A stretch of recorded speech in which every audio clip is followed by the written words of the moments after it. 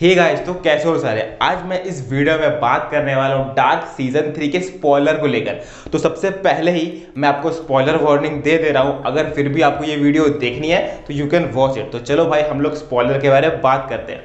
जब सीजन 2 के एंड में मार्था अपने वर्ल्ड से जोनस के वर्ल्ड में आकर जोनस को अपने वर्ल्ड में लेकर जाती है, सीजन 3 एपिसोड 1 में ले जाने के बाद लगता है शायद कुछ होने वाला, बट कुछ होता नहीं है। मार्था वहां से खुद ही गायब हो जाती है। जोनस भी कंफ्यूजन में रहता है, अब उसको करना क्या है। ना मार्था उसको बोलती है, ना ही उसको कुछ हिंट मिलाता है उसको कुछ करना है इस पैरेलल वर्ल्ड में। जैसे जोनस के वर्ल्ड में ऑल्ड्रिक और हैना का अफेयर चल रहा था, इस जो पैरेलल वर्ल्ड में किसका किसका अफेयर चल रहा है, चलो मैं हिंट के लिए बोल देता हूं। ऑल्ड्रिक और किसका अफेयर चल रहा होगा?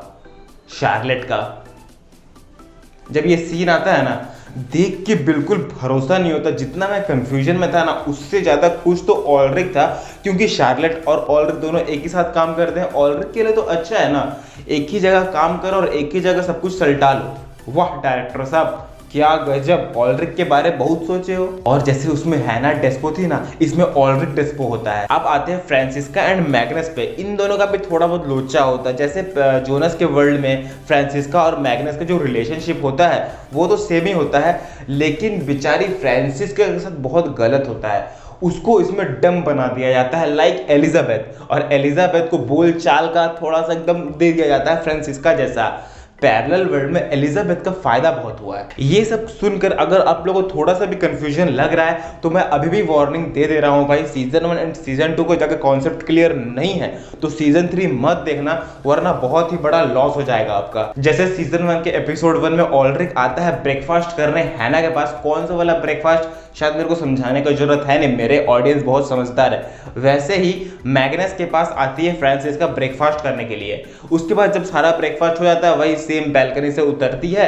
ऐसा लगता है कि हम लोग वही चीज सेम देख रहे हैं, एकदम सेम रिपीट हो रहा, मतलब हम लोग के साथ ही डेजा वू हो रहा है। और वो एपिसोड का नाम भी डेजा वू ही होता है। उस वाले वर्ल्ड में एरिक गायब होता है, उसके मम्मी पापा को ज्यादा फोकस करा जाता है। इसमें जब एरिक गायब होता है तो उसके भाई किलियन को फोकस करा जाता है, और किलियन होता है मार्था का boyfriend. Why Jonas doesn't exist, इसको ऐसा करके प्रूफ करा गया है। जब सीजन 1 में पहला एपिसोड है पहला सीजन का, जब सब कोई मिलकर जाते हैं उस केव में, तो इसमें भी इस पैरेलल वर्ल्ड में भी सब कोई मिलकर केव में जाते हैं। लेकिन जब सब कोई जा रहे होते हैं तो इसमें मिकल होता ही नहीं है। अगर मिकल जाएगा नहीं तो वो टाइम ट्रैवल करेगा नहीं, और जब मिकल टाइम ट्रैवल नहीं करेगा तो जोनस एग्जिस्ट कैसे हो सकता है। इतना मस्त तरीके से प्रूवन करा गया कि why Jonas doesn't exist in this parallel world. But क्या ये पॉसिबल है? क्योंकि एवरीथिंग इज कनेक्टेड है। तो अगर किसी भी एक चीज को चेंज करने के लिए उसके स्टार्ट को चेंज करना पड़ेगा। तो हाँ भाई देखो, मार्था एंड जोनस अपने अपने काम में लग जाते हैं। वो लोग चाहते हैं कि जो सबसे जो स्टार्टिंग है ना हर एक चीज का, उसको हम लोग को चेंज तो करना पड़ेगा। सीजन 2 के एंड में जितने जन उस बंकर में थे बस वही बचे थे 2053 के लिए, like Claudia, Regina, Elizabeth, Peter and younger self नोआ का। हाँ, तो ये जो पांचों जन बचे थे वही पांचों को फोकस करा गया 2053 में, जब वर्ल्ड खत्म हो जाता है। लेकिन ये पांचों भी अलग हो जाते हैं एक दूसरे से, मतलब लाइक ग्रुप बन जाते हैं। Peter and Elizabeth, Claudia and Regina and नोआ का यंगर सेल्फ अलग। तो उसमें क्लॉडिया सोचती है कि कैसे भी करके वो पास्ट में जा पाती है और ये सब कुछ ठीक कर पाती, लेकिन उसके बीच में रेजिना का भी डेथ हो जाता है। और रेजिना का डेथ होने का रीजन को भी अच्छे से फोकस करके दिखाया गया है। एक भी चीज डार्क में ऐसा नहीं है कि इसको छोड़ दिया गया हो, हर एक चीज को 3-4 तरीके से प्रूवन करा गया है।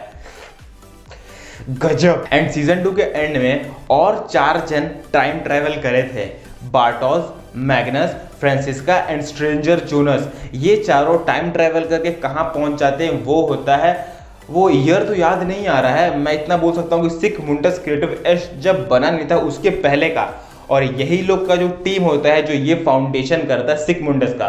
तो आप लोग समझ रहे हो क्यों उन लोगों को टाइम ट्रैवल वहां कराया गया था, ताकि वो यहाँ पर ही आ सके और सिक मुंडस मतलब फाउंड हो सके। ट्रॉन्टे नियल्सन एंड क्लॉडिया टाइडेमैन का ही पास्ट फोकस कराया था जब वो लोग दोनों का चक्कर चल रहा था अच्छा खासा। उस टाइम मैड्स भी गायब हुआ था।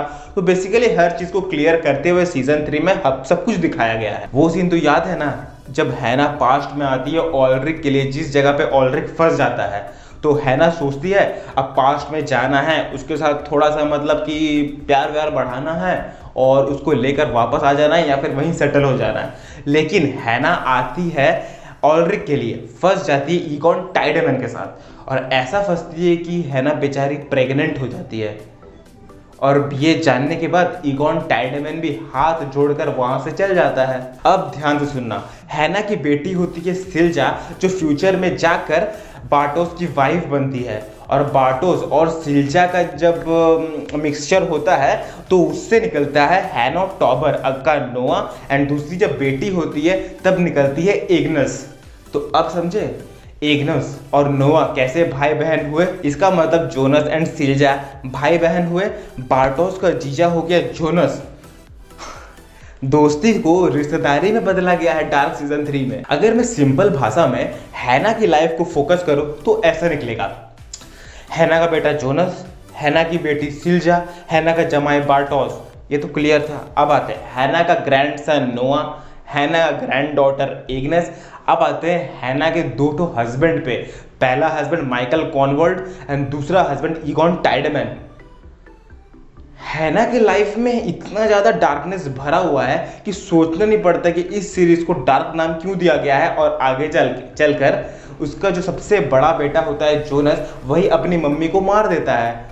हैना का लाइफ खत्म। धीरे धीरे एडम एंड ईवा का अपना अपना ग्रुप बन जाता है, क्योंकि दोनों को अपना अपना मतलब मर्जी चलाना होता है। डार्क सीरीज जब देखना स्टार्ट करा था तो बिल्कुल एक्सपेक्टेशन नहीं थी कि आगे चलकर ऐसा ऐसा सीन भी आने वाला, ऐसा ऐसा मोड आने वाला है। तो यार अच्छा हुआ, एक्सपेक्टेशन थी नहीं, क्योंकि यही चीज डार्क सीरीज के यूनिकनेस को क्रिएट करती है। एडम और ईवा का ये जो फाइट देखकर बहुत ज्यादा कंफ्यूजन बढ़ते चले जा रहा था कि आखिर एंड में होगा क्या, जीतेगा कौन, एडम या ईवा।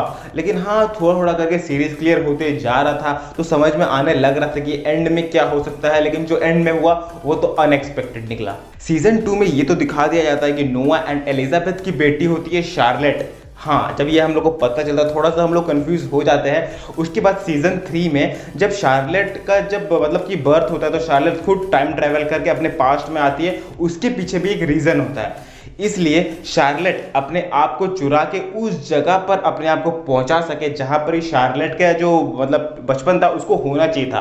अगर वो ऐसा नहीं करते तो सीजन 1 में जो हम लोग को देखने को मिला था, पीटर एंड शार्लेट की बेटी होती है एलिजाबेथ एंड फ्रांसिस का, वो जो साइकिल था वो प्रूवन नहीं हो पाता अगर शार्लेट नहीं आती फ्यूचर से। लास्ट एपिसोड में जब क्लॉडिया एंट्री मारती है एडम के सामने, एडम देख के शॉक हो जाता है। लेकिन एडम उससे ज़्यादा शॉक ये होता है जब क्लॉडिया उसको बोलती है ये 2 वर्ल्ड का बात नहीं है, तीसरा वर्ल्ड भी एग्जिस्ट करता है, जो कि ओरिजिन वर्ल्ड होता है, जहां पे टैन हाउस का कितना ज़्यादा इंपॉर्टेंट रोल है वो तो हम लोग को दिखाया जाता है। ये जो 2 वर्ल्ड क्रिएट करने का जो रीज़न है वो भी दिखाया गया कि मार्था का वर्ल्ड और जोनस का वर्ल्ड किस तरह क्रिएट होता है।